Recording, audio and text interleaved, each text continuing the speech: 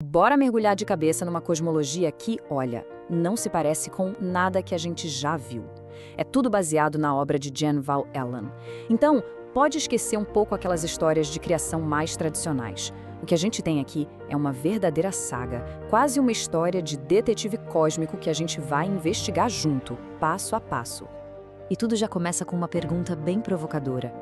E se a nossa existência, sabe, tudo isso que a gente vê, que a gente conhece, e se não fosse parte de um plano divino perfeitinho, mas sim o resultado de um erro colossal, um verdadeiro acidente cósmico?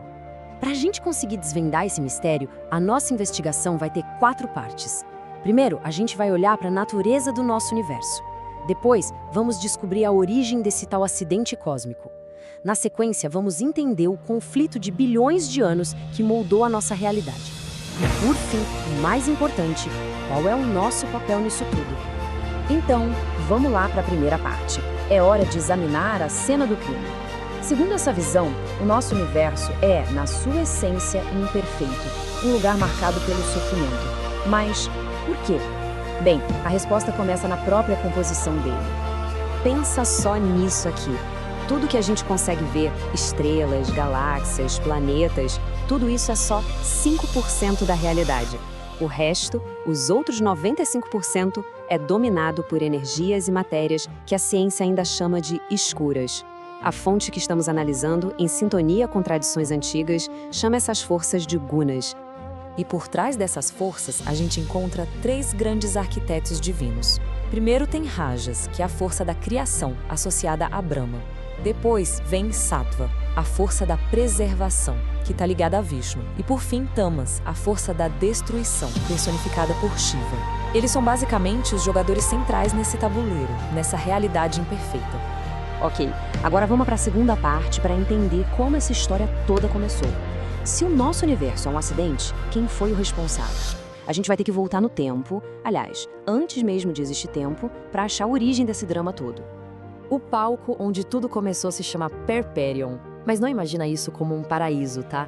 Pensa mais como um grande laboratório cósmico, um lugar onde divindades fazem experimentos de criação. E foi exatamente aí que a semente do nosso universo problemático foi plantada.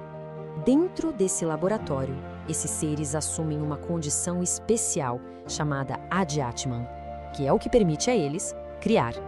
E um desses seres, chamado Prabrajna, teve uma ideia bem ambiciosa: projetar um universo inteirinho.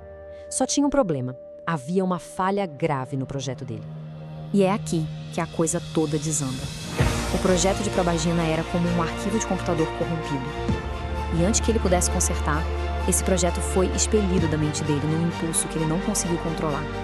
E essa expulsão de um pensamento falho é o que a nossa ciência hoje chama de Big Bang. A partir daí, o caos se instalou. Primeiro, a criação falha é jogada para fora.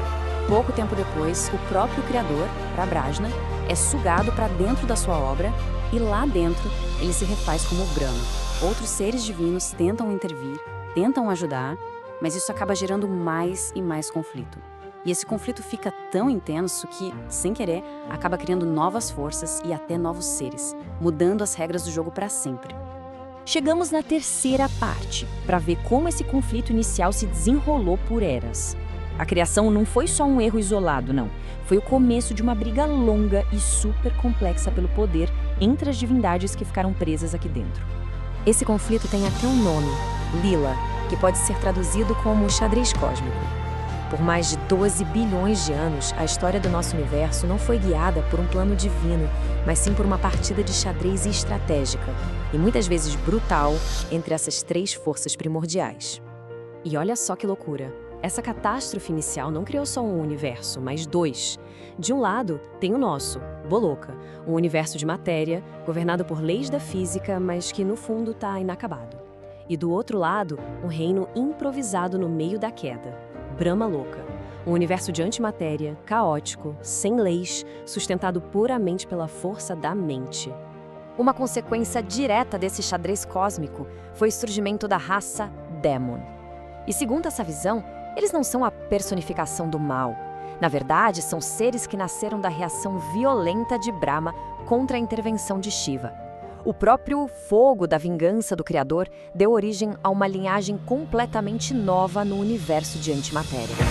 Agora, vamos para a última parte e trazer essa história gigante para o nosso tempo. Depois de bilhões de anos de briga divina, onde é que a humanidade entra nisso tudo? A resposta é surpreendente. Talvez a gente não seja só um espectador nesse jogo. É aqui que a história dá uma virada bem inesperada. A humanidade desenvolveu um kit de ferramentas mentais e emocionais que é único em todo o cosmos. A nossa capacidade de raciocinar, de filosofar e, principalmente, a nossa capacidade de ter empatia.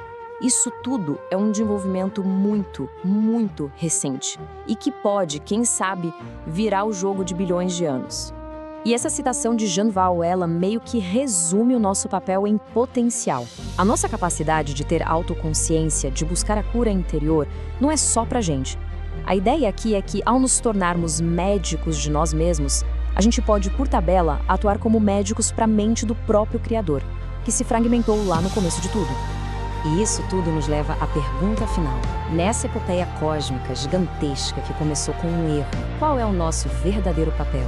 Será que somos só mais um sintoma dessa criação doente? Ou será que nós somos, com essas nossas capacidades únicas, a chance inesperada de cura? A resposta, segundo essa cosmologia, não está lá fora, nas estrelas. Está aqui dentro.